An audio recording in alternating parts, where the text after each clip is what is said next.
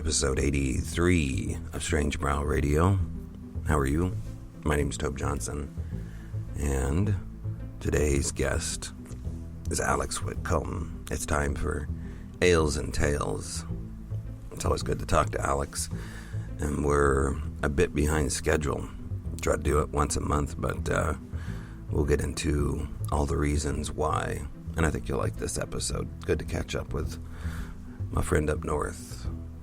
All right, well, in the case of catching up on what's going on with all the new alchemy sound tools, you can do that at Etsy. Go to Feral by Aaron, all one word, E-R-Y-N, for museum quality sound tools. Check them out, beautiful museum quality sound tools at Feral by Aaron. All right, coming up next, Ales and Tales. We'll be right back.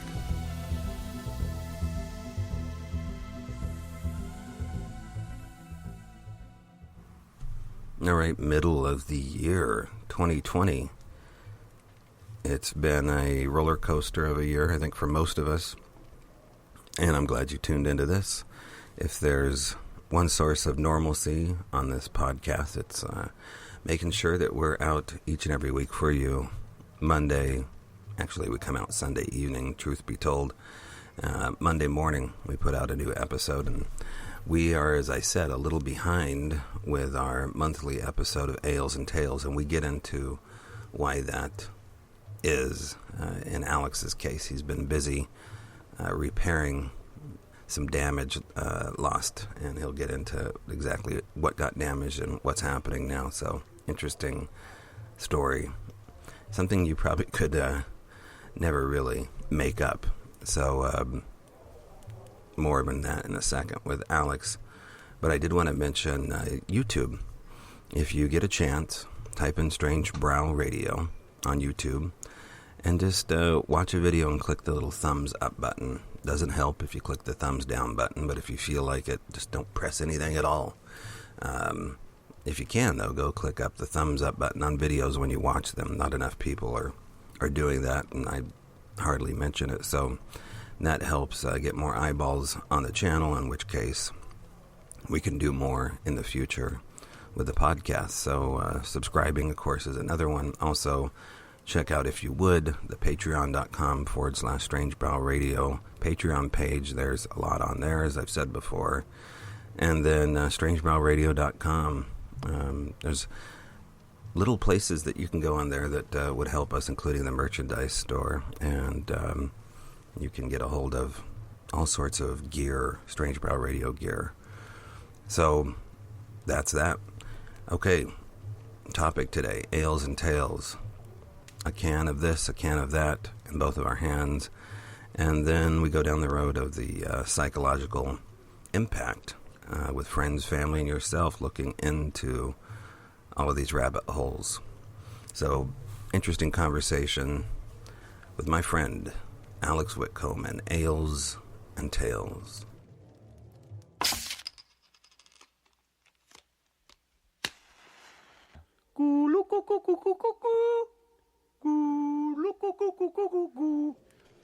All right. Hello, Alex. Hello, Tobe. Yeah, man. So, it's going good here. How are you? Wonderful. Can't be better, actually. Yeah, the birds are literally chirping on your shoulder. I hear them. They literally are. Literally are. Know. Yeah, I feel like a Disney princess out here.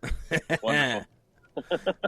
Yeah, well, love is in the air, and, you can't help but hear the birds chirp. Yeah, definitely. Mm-hmm.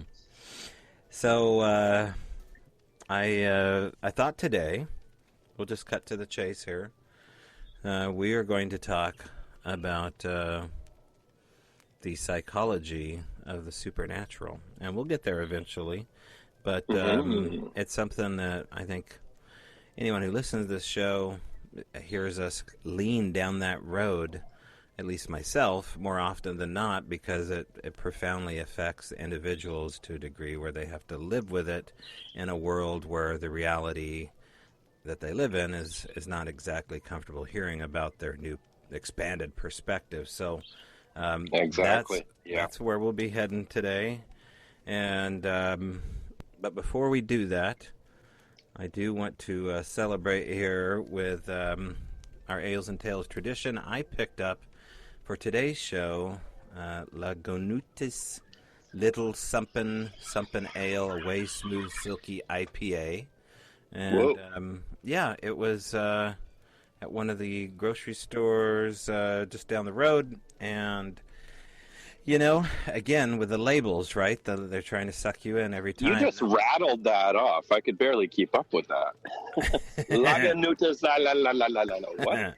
Oh, Say it look again, at it. please. There's a enunciation below it here, so let me make sure I got it right. Okay.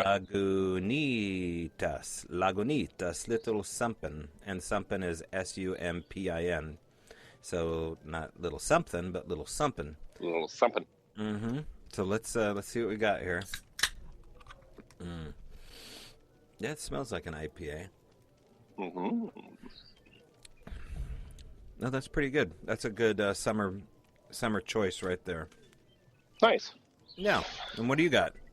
Okay. Tofino Brewing Company. I picked this one up because I just last week delivered a huge driftwood sign for one of the new hotels there. And yeah, it was an in and out job.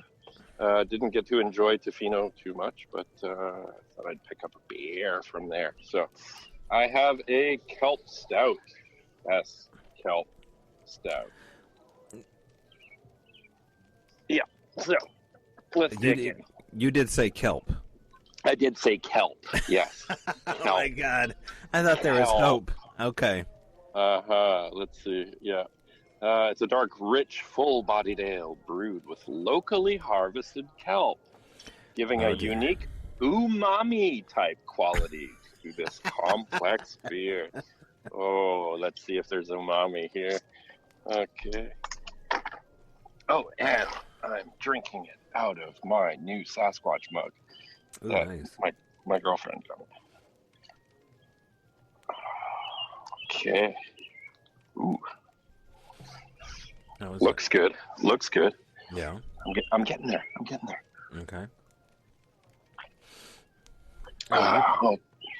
Okay. Are you pouring it off in a glass? No, a Sasquatch mug. No, that's right. Okay.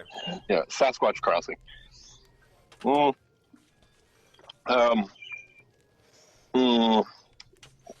I don't think kelp should be in beer. No. You're just now figuring that out. I was worried about you. I love seaweed and I love kelp. I love eating it, but no beer. That would be a that would be a friggin' perfect stout if it weren't for the kelp. Oh, Save it for bait or something. I'm gonna put that one aside. Well, you next time go for the whale blubber brew or the ambergris. Right. Ambergris pale ale. Right. This is sea anemone IPA that I brought aboard. Oh. Well, so that's the point of this. There is you got to give a try to something new. God.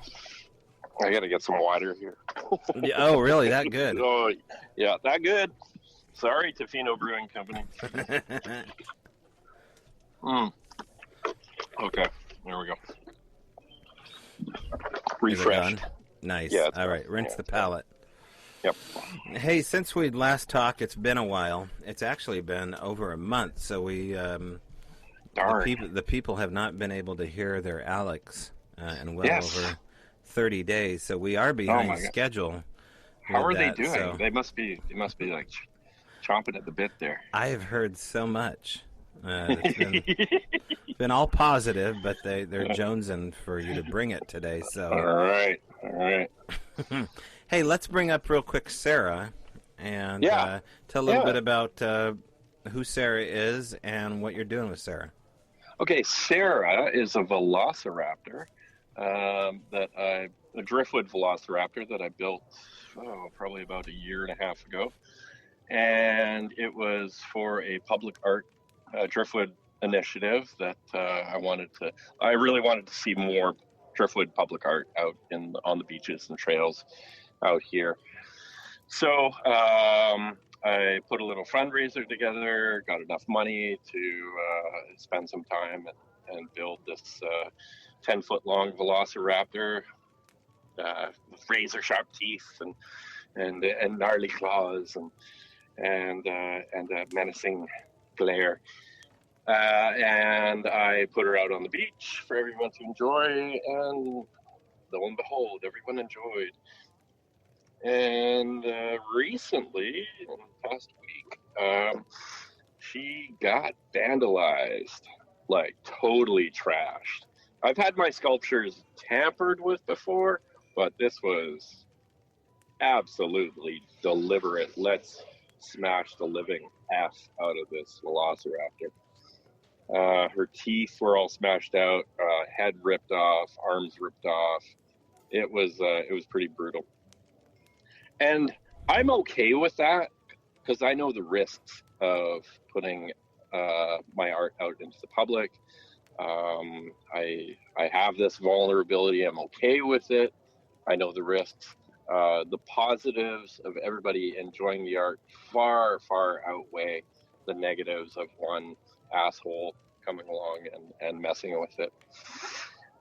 So yeah, it got trashed. And I went out and saw Sarah and decided, there's no fixing Sarah. It's no quick fix.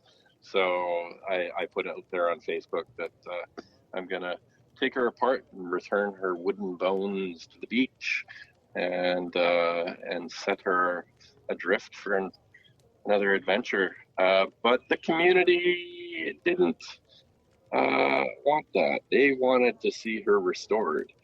So they stepped up. The comments on all the Facebook posts were just incredible. So much support from the community. It was amazing. And quite a few comments about setting up a fundraiser to raise the funds to restore the sculpture. So yeah, I set up a quick GoFundMe, put it out there, and within 4 hours, I hit the goal. And with it, the next day, I doubled the goal, and then a bit more. So I've got enough to restore Sarah fully and make a new sculpture, which I'm so excited about. Oh, that's awesome. And then anybody that doesn't know what we're talking about, you can still go on Drifted Creations and see the old picture of the way things were, and then the crazy amount of damage that was done to this. Now, to open up a possible conspiracy, is there any competitors around Quadra Island that want to... There aren't. Okay. No, okay. Closest competitors are South Island, and I know them both, and I know they wouldn't do anything like that. So, yeah. So just a reckless teen out there. I do appreciate the conspiracy notion. You do? Yeah. I actually had a couple, yeah. The best one I heard was, oh, yeah, I know you did this yourself just so you could raise enough money for cake and beach towels this summer or something. So, yeah. I like that one. Yeah. Collect the insurance money. Gotcha. Oh, yeah. Wow. Well, it's doubled. It's fun, and within 4 hours, that says a lot. I mean, people are paying attention to who you are and what you've done, and they're waiting with their pocketbooks. Yeah, they really love it. I've put myself out there in the community and added to the, I guess, cultural value of this place, and people really appreciate that. So in turn I appreciate what they do back. Yeah. Well, here's to Sarah. So the build will begin shortly, and how long will it take you to put her back together or build a new one? You're going to work on a brand new one? Probably about a week. No, we're going to use the original structure, but she had to be taken apart completely. So starting from the legs up. Yep. I mean, if you were to take the prop out of Jurassic Park and detail it in driftwood with all the muscles and the eyes and especially the mouth and the way it's leaning forward, it's as good as anything.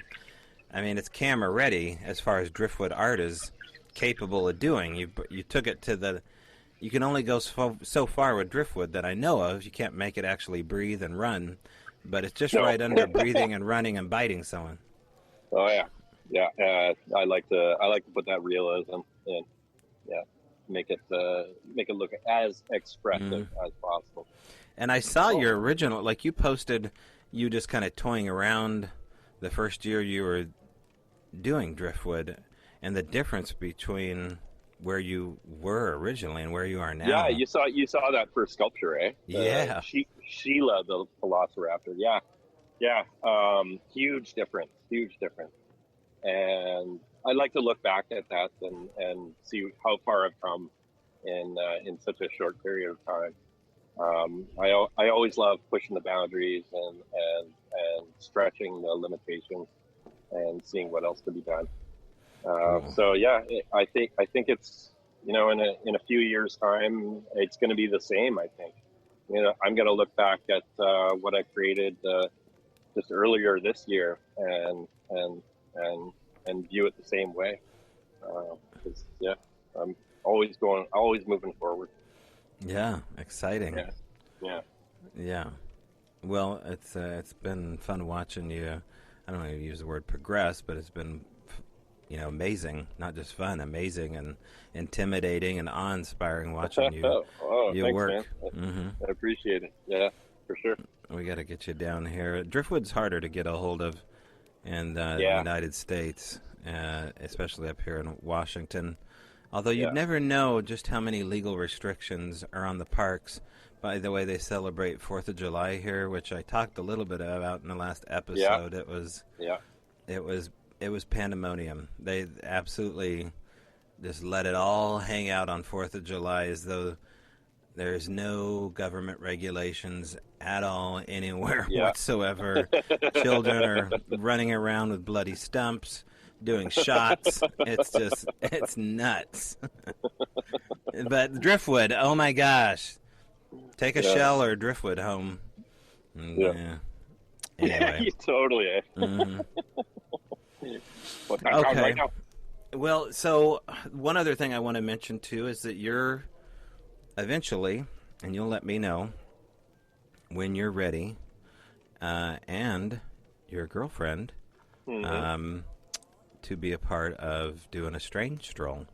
So when you're ready, when you're ready to pop that, you come up with the beginning of your adventure for the folks to send you, Alex, on your own adventure in Canada. And, I've been doing 30 minutes because the camera will record without... It'll only, oddly enough, when you do these DSLRs or DLSR, I forget if you put the S in front of the L or the L in front of the S, they only go for 29 minutes and 59 seconds, which is weird. So that's where the 30-minute challenge comes from, is without the edit. But so the last two have been typical kind of creepy locations. We did the haunted cemetery, wilderness cemetery, and then the last one we did was the condemned farmhouse. So for the third one, if you don't have a strange stroll ready to go, your choices will be coming up here shortly, and I'm narrowing it down between a couple of different, let's just say, original costumes for you to send me out in, and we'll get into how that will happen here. I think I've got the two that I want to go with, so that'll be coming up. But if you want to check out the previous 30 minutes alone at the condemned farmhouse, there may be some action. Well, I definitely had a couple visitors show up. That was unexpected, but I may have caught something on what's called the necrophonic spirit box, which is just a DR60 scan over this app that I uploaded to my iPhone, which may or may just be all hooey, but it's $9 of fun.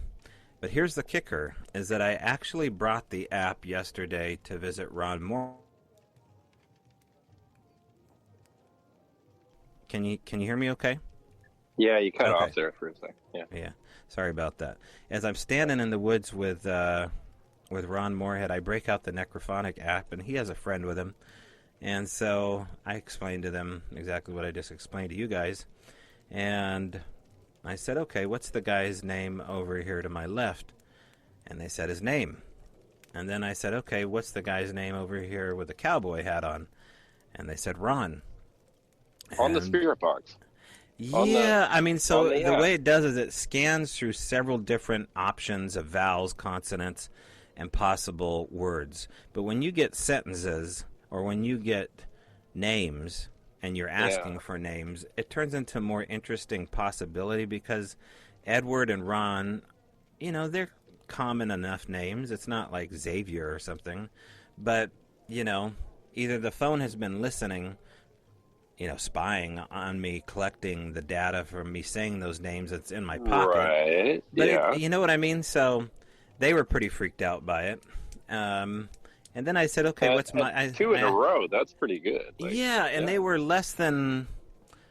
Oh, they were definitely less than 90 seconds apart from asking. Wow. Okay. So that happened. So when you go back and you watch this Strange Stroll at strangebrowradio.com, you can see...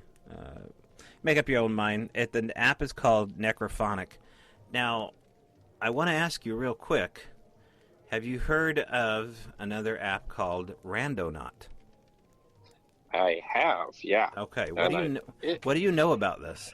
Okay, apparently uses some kind of quantum technology to send you to locations where there might... it's almost like a... Oh, what's the term for it? Like a psychic questing, right? Right. Like geocache, quantum psychic style. Yeah, definitely. I used it a couple times, but you know what? It's really unintuitive. Like, I couldn't quite figure it out. The terminology was... I just didn't really get it. So I did use it a couple times. Around my local area, it highlighted some, private property locations, which I couldn't really go on. But the very first time I used it, it sent me down to a location which I have visited before and I have access to. It's private property. It's a derelict old cabin that I have definitely felt stuff there before. I haven't gone into the cabin just out of respect. I know someone died there, and but I know for sure there's something hanging around. There's energy hanging around there. So that was very interesting that it should send me right to that location, and it on the map it was like, boom, that's the cabin. So that was really cool. And the question turns out to be, if this is all hooey, and they somehow are just uploading creepy locations from Google Maps, how do they know certain specific things about what you want to look for? Because it's not just weird, creepy locations. Like if you want to set your intention, I guess, on, going to a happy place like Disneyland, I don't know if you type that in. I've heard it's not intuitive like you're saying. Some of the language and jargon is just kind of like these weird coded words. It's just almost like they're trying too hard to be cool. Yeah, exactly. Right. And in trying too hard to be cool, it's like, well, I don't even understand this. Okay, I'm glad you felt that way. I totally did. Okay. I totally did. When I looked at it, I'm like, I guess I'm not. I'm dumb. I have no idea. Give me a game of Q*bert right now. I don't know what I'm doing here. I know. I had WTF scrolling past my eyes like the entire time. So, yeah. So we watched a couple YouTube channels of people using it for the first time, and they were immediately reluctant because it immediately sent them to really creepy, dark places. One of the guys is sent with his girlfriend to an overhang, a railroad crossing that crosses over the road, and a railroad bridge. And under the bridge is a Dybbuk box. I mean, what are the chances that there is a Dybbuk box in the brush where this thing's sending you? Then you and I have a close friend that was sent to a place in Pennsylvania, and they were sent to the Leviathan cross, spray painted on the wall. The only thing is at the same moment, their significant other was Googling history on the Leviathan cross. Whoa. Okay. There's two teenage gals on TikTok recording themselves using it, and they went down to Alki Beach, which is the fancy part of Seattle, and they saw a suitcase on the beach. Right. I heard about this. Yeah. So that's just, when I was working for Uber, that's where all the wealthy people hung out. So you'd hang out there in your Uber waiting for a ride. Very strange. Human remains found inside the suitcase because of rando not so. I don't think I'm going to be downloading it myself, man. Well, yeah, maybe I took it off my device, but maybe I should. I don't know. Maybe I should just find some tutorial to figure out the fucking language. And I would just love to talk. I want to talk to the inventors of these things. Like the inventor of this necrophonic app would be a really great interview, because a lot of people swear by it, but it's an app, and most spirit app things on phones are all BS. And then, of course, this one would be interesting as well, as far as quantum computing. Yeah, I don't know about the quantum computing thing, but to me, if you're getting hits like that, and I did get a hit, it seems more like not so much to do with the app, but to do with you and your intention and using a piece of technology as an intuitive tool, so. And I think that's their claim, is that you're basically merging with machine and working cohesively based on quantum computing to set your intention. And so that's their claim. At your own discretion, you can read about this. It's called Randonaut, I think N-A-U, like an astronaut. Not quite sure the history of the word. It's a very strange logo of like a broken owl's head hanging off the neck. Not quite sure what that means. But strange stuff, and well, let's move along here to the topic of the show, which kind of gets into the world of synchronicity and the quantum, and that is the psychology of the supernatural. Something that everyone who's listened to us, I think, knows that we feel strongly about the importance of digging into this. And you don't really know how to begin the conversation, except to say, speaking to witnesses over the years, and not so. I wish I could say, people in my own family have somehow mentored me how to deal with leaning into the supernatural, but that's really not the case. It's through the school of hard knocks of understanding that it's a powerful worldview shift, and not everybody can handle it. So, how do you want to start first? Well, talk about world shifting, reality busting. I mean, personally, my own experiences with the strange, with the paranormal, with the odd things that seem to randomly just come into my life, has been a huge influence on my worldview, on my psyche. And having had almost a lifetime of experiences, It doesn't stop either. Like you have one paranormal experience, and all of a sudden, things are kind of blown wide open in your head. You're thinking wider. You're thinking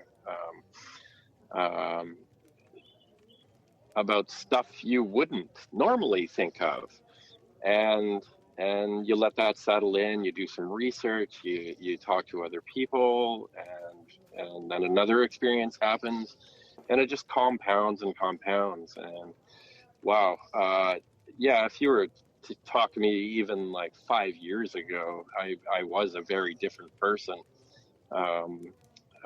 in terms of psychology. I have had quite a few experiences since then that have just bust my perception of reality, cracked it open even more and more. So yeah, it's definitely a reality in my life where these things change you. And you, if you don't change, if you don't accept them and accept the change that goes along with it, and I've seen this before, it kind of screws you up, and you start to withdraw into yourself, and yeah, it's not a pretty sight. I've seen that happen to people. Yeah, it's a type of trauma to a degree. Yeah. Now, is every trauma a trauma of violence, a horrific act? I don't think so. It's a sudden shift. It's such a traumatic shift that your brain is reorganizing, especially if it's a quick experience. You know, if your experience is suddenly you're immersed in magic, or you're immersed in, let's just say, an alien abduction. I don't know if anybody's seen Mysterious Encounters, the new Unsolved Mysteries on Netflix, but they do a really good job at talking to the, I believe it's the Berkshire abduction case on the East Coast, and interviewing witnesses that have all been trauma bonded to some degree through PTSD. It was a mass abduction, I believe. And so really interesting 55 minutes on Unsolved Mysteries. Watch that episode. It just got uploaded. But the idea of trauma bonding with other people you don't know can be very traumatizing to people you do know, because now you have friends. You never would have had these friends before. You have nothing in common with them. I mean, this could be, you know, the guy that runs to every super progressive event, and some redneck that goes to an NRA event. Those guys experience this trauma to some degree, or witness the supernatural, and now they are bonded to some degree and end up, you know, working together to try to find answers. And now you've left behind loved ones who are just in awe of your new set of friends. And it's an interesting beginning to the psychological ramifications of how this would work. Definitely. Yeah, trauma. Well, yeah, I can speak to that for sure. And not all trauma. Well, yeah, trauma's I view it now as a opportunity to progress in some self, some manner of self, and take a look at myself and see if I can better myself through that trauma. Some people, they can't handle it. They just you know, go inside. But and I haven't done the bonding thing with someone through trauma, because I haven't really experienced that before. But I totally I can get what you're talking about there. Yeah. One of the phrases I heard that you just touched on was transcending versus acquiescing. So there's a sense of progression, understanding, transcending, versus well, this is going to upset the apple cart. I can't go forward with this. I certainly can't dig into it. And you acquiesce this part of your life. You don't challenge yourself to go deeper. You stay in the shallow end of the pool for the sake of safety. It's the insurance policy of the familiar that you stay with. I think eventually all that comes out sideways, and you end up, under some kind of duress of an addiction, be it whatever that addiction is, to deal with it and self-medicate. I totally agree with you. Yeah. Like I said, seen it happen, and it's not pretty. You want to help, but you can't really do much. They have to do it themselves. This isn't something necessarily that is a negative, but let's go over some of the signs, the three signs that you've experienced something life-altering, worldview-changing. There is an external cause. You cannot traumatize yourself. Something or someone has to do it to you. So this factor is important in cases of negligence and personal injury. Suddenness or unexpectedness are key. Violation. Your body and or your mind are violated by unexpected and unwelcome intrusion.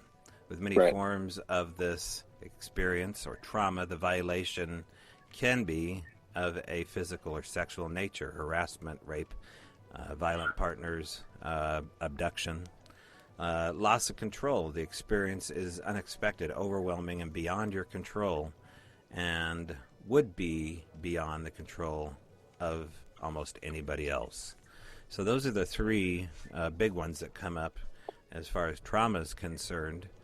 But I'd say you just take one of those experiences and you have yourself a traumatic event that may set you off into the world of post-traumatic stress disorder or some kind of symptomatic stress disorder. You don't need all three of these to have that. And, and then there's the delusional aspect of what has just happened to you. So now you've experienced the supernatural singularity. Let's say you have a Sasquatch experience that's ultimately life-shattering, but let's say you have a Sasquatch experience that's completely otherworldly, beyond the fact that it's a relic hominid, very much, in the world of magic. Now who do you go to? You can't go to those who are out on the fringe who believe in a relic hominid. Now you have to look even deeper down the rabbit hole at this claim, and how do you move forward with that without ultimately risking what you know to be true, which is really the safest place for you to be, and risking your good name and everything that has come along with what you are. And maybe that gets tougher. I guess that probably, I'll ask you, wouldn't you think that would be tougher to do the older you are than if you were young and experienced this? I think so, yeah. It, you get, the older you get, you get yourself in certain patterns, certain habits, certain perspectives on the world, and one experience comes along and shatters all that. That's a hard thing. The older you get, for sure. I had my first mind shattering experiences at age, that was 2005. So to do the math, Alex, 30. So yes, I was a young 30-year-old when I had my abduction experiences, and I if that happened now and I hadn't had anything, it would. I know it would be a lot harder, for sure.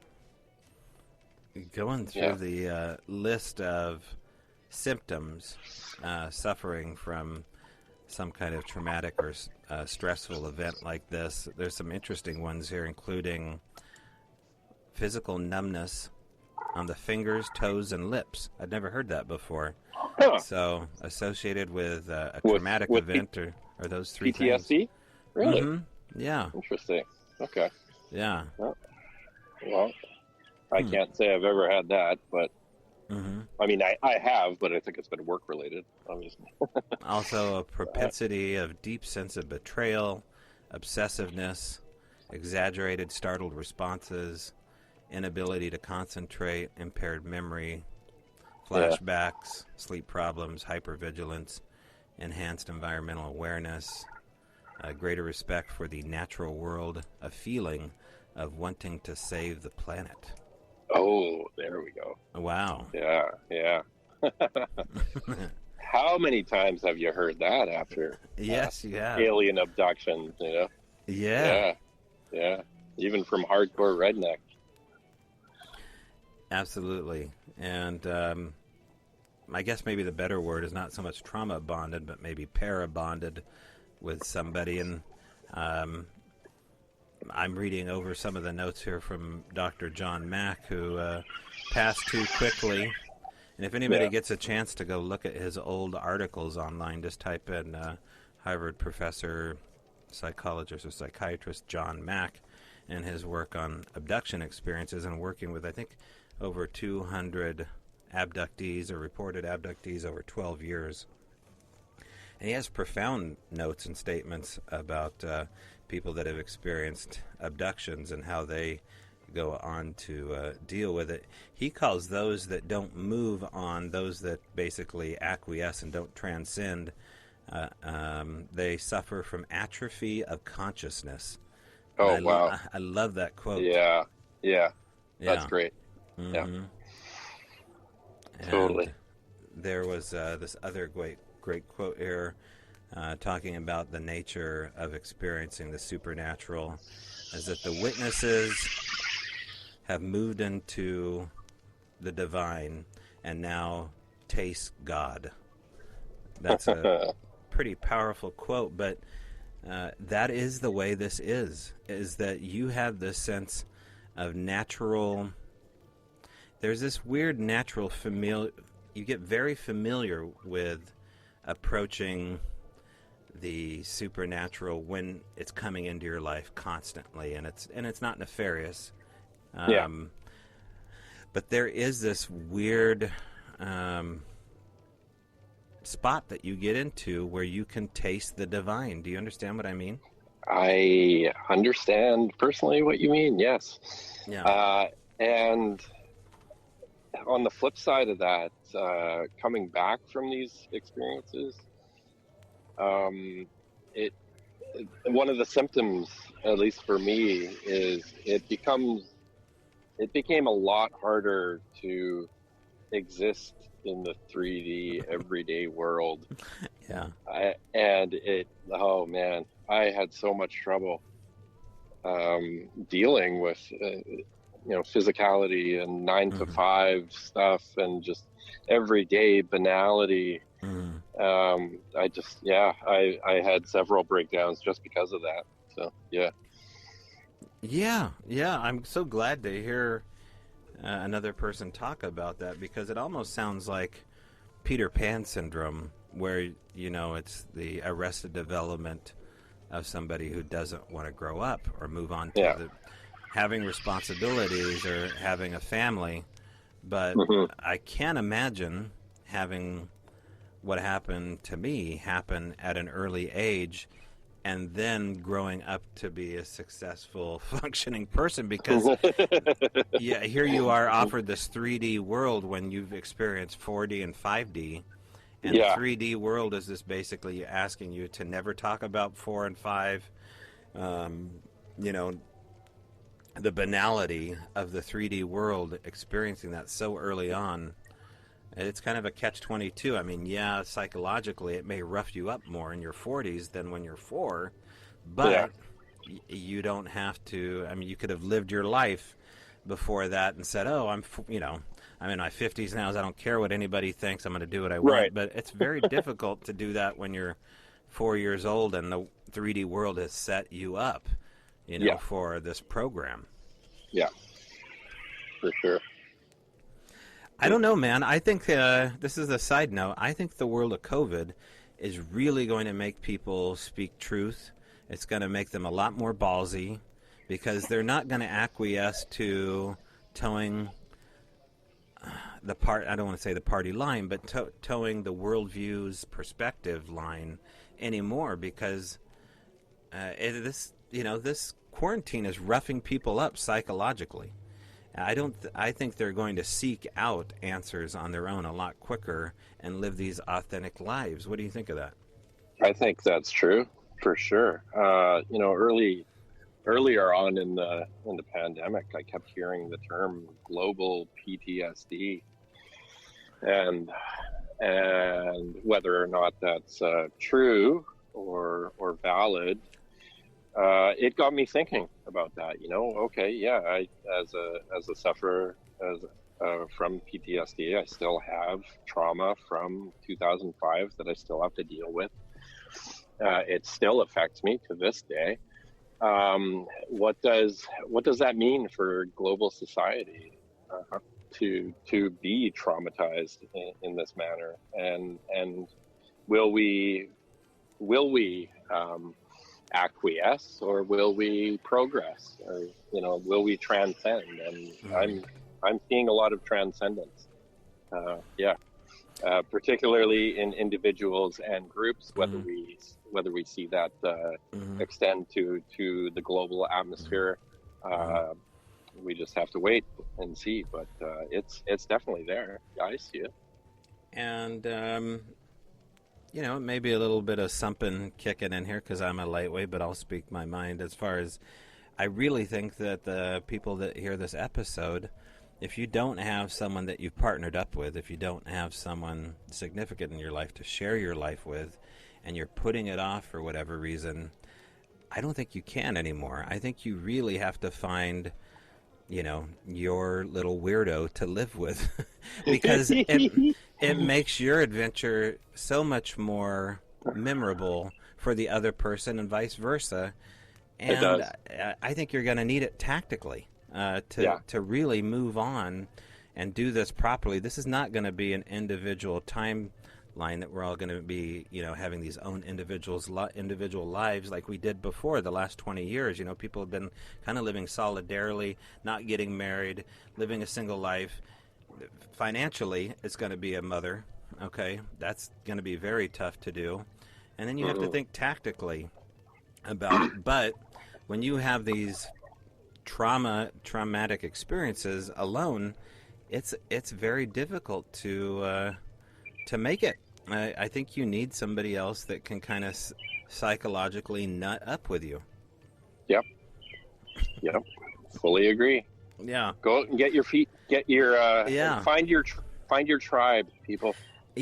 George Norrie started up his ghost to ghost, or what? He's got his dating site for UFO experiences. Or dude, I checked it out. I was on it. I was on it a month ago. Okay. Yeah. Oh my God.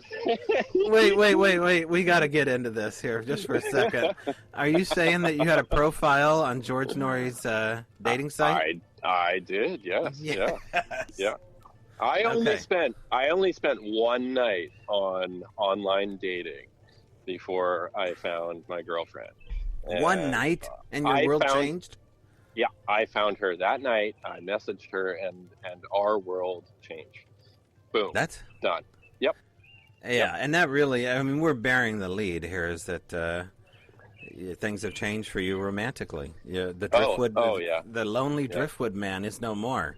Yeah, the lone beach wolf has found a mate. Yes. I'm gonna have to cue in some bird chirping music here on top of this.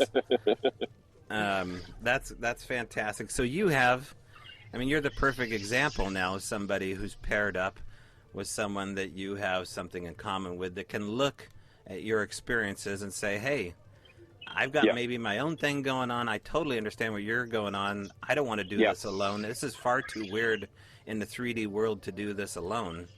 Yeah, we are so there. We are so synced up that way. It's just what a refreshing refreshment would like I think we can both take like huge deep breaths now. Like we have someone to Yeah. just like, hey you, you know, okay, let's talk about this. Let's experience this together. Yeah. Let's experience this you know, Yeah. 3D reality together, Yeah.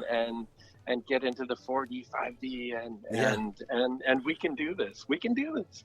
Yeah. Yeah. So, wow.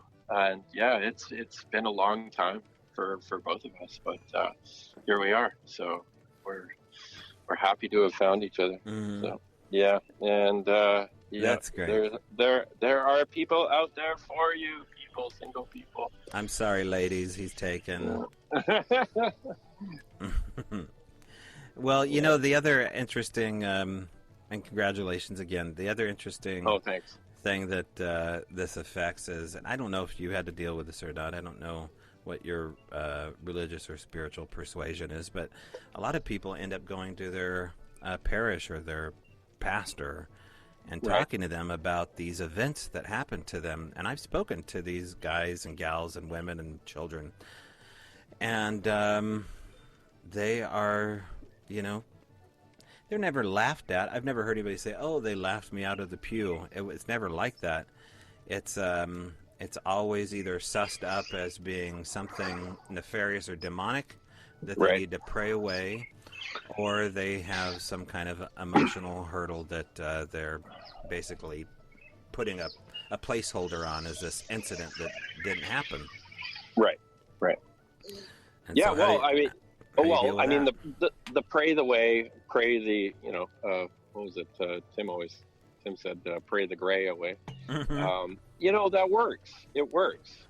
You know, in these circumstances, in these experiences, belief is such a strong, I don't know, like a shield or a sword. Anyways, like you can make these experiences stop, whether you have a Christian belief or a Muslim belief or a flying spaghetti monster belief. Like belief is kind of key into dealing with these things. Whether it says, you know, that one particular religion or spirituality is correct, you know, with the success of like abolishing these things out of your life. No, I don't think so. But yeah, it's belief is very key. And that was the weird thing about, you know, about my experiences. I didn't have any particular belief back then. I was still in this flux of trying to figure stuff out, and so I didn't have that kind of particular tool in my box to deal with it. I do now. So yeah. But yeah. It can be hard when you're in that particular box of limitation in terms of, you know, being part of certain religion and not having a wider extended perspective of people to bounce these things off of. Yeah, and then, you know, I was married briefly for someone who was a baptized Catholic, so I got to know the Catholic Church through their lens, and there is, you know, out of any of the faiths that I had investigated, they were at least the most tolerable of talking about it. You know, generally Protestants don't even want to speak about it because they're merely looking into the insurance of salvation. But the Catholics, however, oh, there's something loud that just went by you.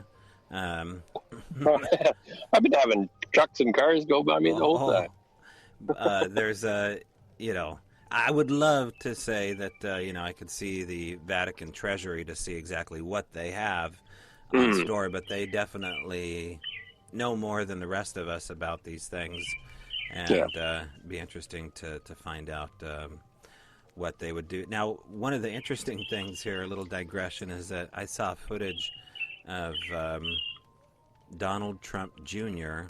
asking the president, his dad, about Area 51 and if I can, Oh. I'll play the quote here during the show. But he asked him he asked him about Roswell, which I thought was out of left field, and I think Trump's response Was this recent? Or?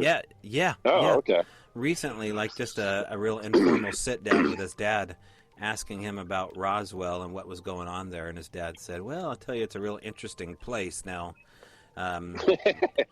Whatever that means, I don't know. Yeah. But, as far as privilege and power is concerned within families, I don't come from that. You do a little bit, and you've talked a little bit about that with me in the show, as far as your dad's connection to programs like this. But you never felt comfortable. You never got into a specific spot with your father regarding talking about this openly. Is that correct? I tried. Yeah. I tried. It was just last year that I uncovered all that. It was new to me, and I uncovered it for myself. And I tried. He was pretty much a closed book on it. I don't know why. I suspected he knew more than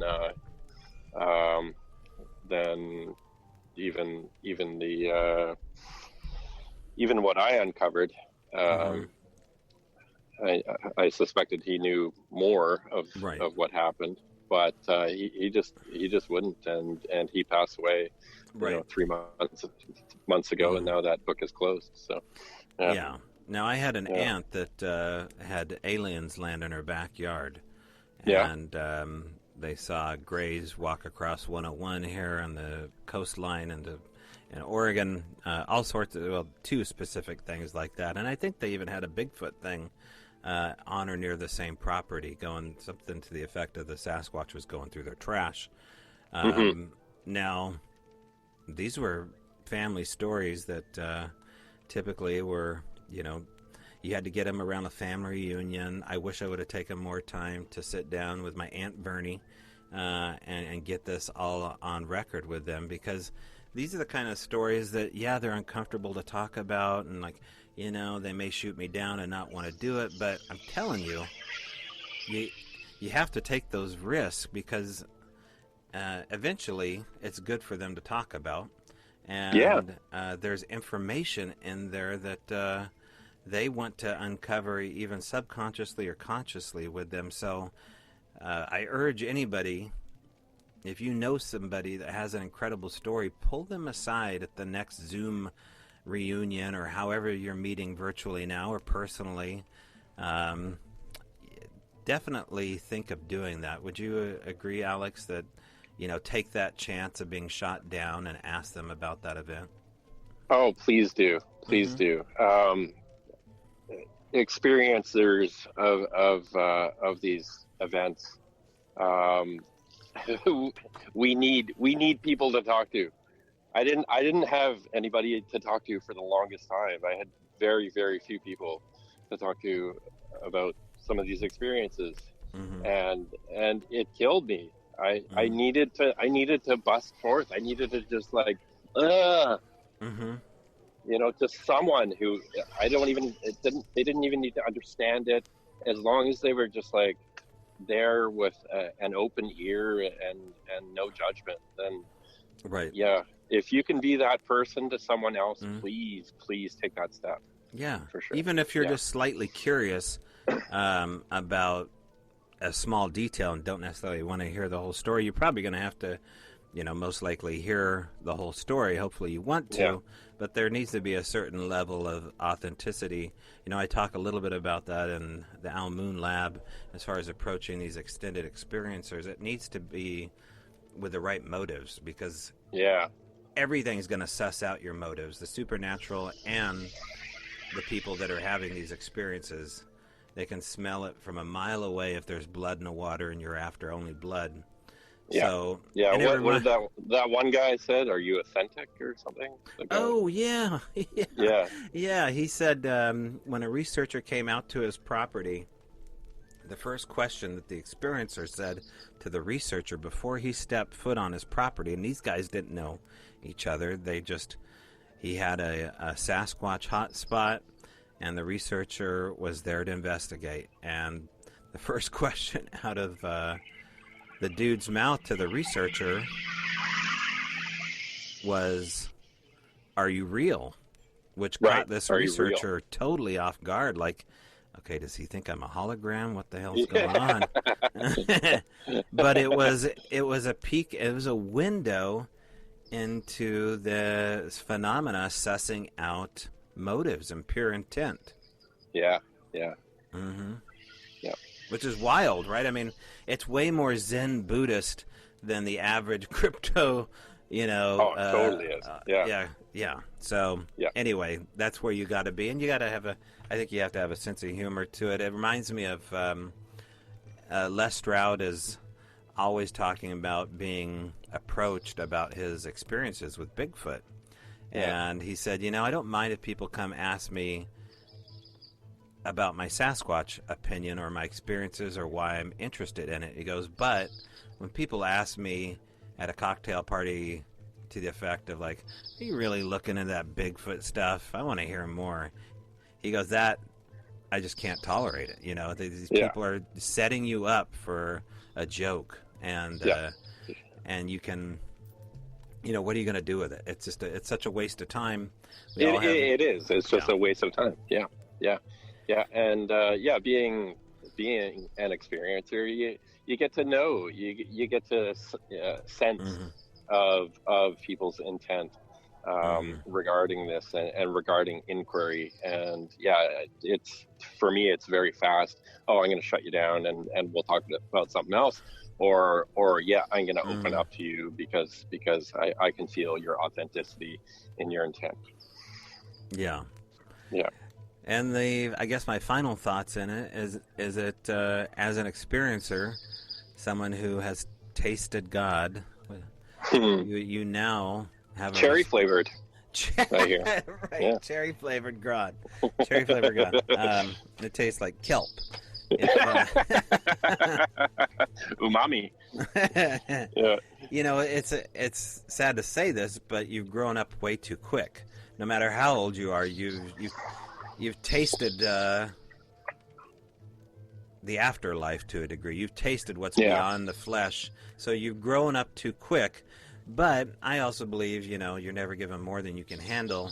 So my advice, of course, is that you know when to shut up. And, don't throw your pearls before swine. Save your fire. And not everybody needs to hear your story. Not everybody deserves to hear your story. And try to figure out real quick who you're going to talk to about this. And it may not be in your family.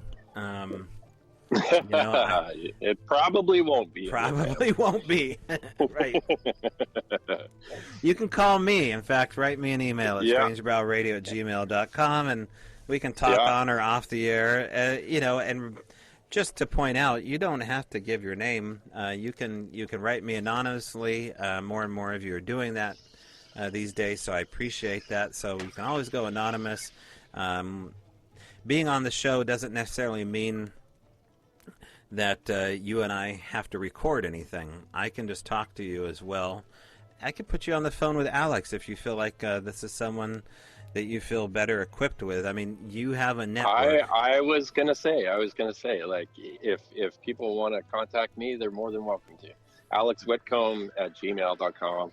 Yeah, because I'm not an abductee, and you are. How can I help you with that? I can refer you to someone like Alex, and we can move in that direction. But the ghost and cryptid world, we can talk all day about that and how to move in that direction and begin to understand it. But I just think that the UFO world is so much more exotic. It's, to have an abduction like that. I don't know how that changed you, Alex. I imagine. Oh, it's still changing me. It really is. It didn't change me in one lump sum. Right. I'm still getting all of these micro changes that happen down the line, and for one experience, it's affecting me lifelong. It really is. Yeah. Yeah, and I choose to have it affect me in positive beneficial ways. So Yeah. that's where I steer it towards. There is the last point here. I was looking over these John Mack notes that I wrote, my show notes before the show, and John Mack comes away with this Venn diagram of 4 different circles that are connected. The first circle is the people that were present at the event, those that witnessed magic. The second circle is those that hear from the first circle about what happened to them, and they believe them to a degree. And then the third circle is the audience that is listening to this, that are open to the possibilities. Now, that would be the audience listening to our conversation. We would be somewhere between the first circle and the second circle. But the fourth one is the biggest circle, which is the society and the culture shifting around what has happened to the first 3 circles. So that's where I'd like to take the show for the remainder of the year, is affecting the culture as much as we can, as authentic as we can. And, you know, we're still figuring this show out. I mean, this show was started in a pub at a pizza parlor in the little town of Leesburg, Oregon, based upon the fact that I wanted to hang out and hear Bigfoot stories. And now it's turned into all this other stuff. So, you know, I'm still trying to figure out the tone of the show and where everything fits in. Technically wise, I think we're way better than we were 6 months ago. But as far as the structure of the show and discussing topics like this, there needs to be a sense of levity and fun to it, because otherwise we'll all go crazy. But at the same time, I really want to be able to reach down there and say that this show affects people on a real, you know, a real basis. So hopefully we can continue to do that. Hopefully we did that today with you, and you can hear that we're experiencers and ears and voices and neighbors going through this together with you. And that's what I wanted to say about this. Any final thoughts at all, Alex? Yeah, you got it there. Yeah,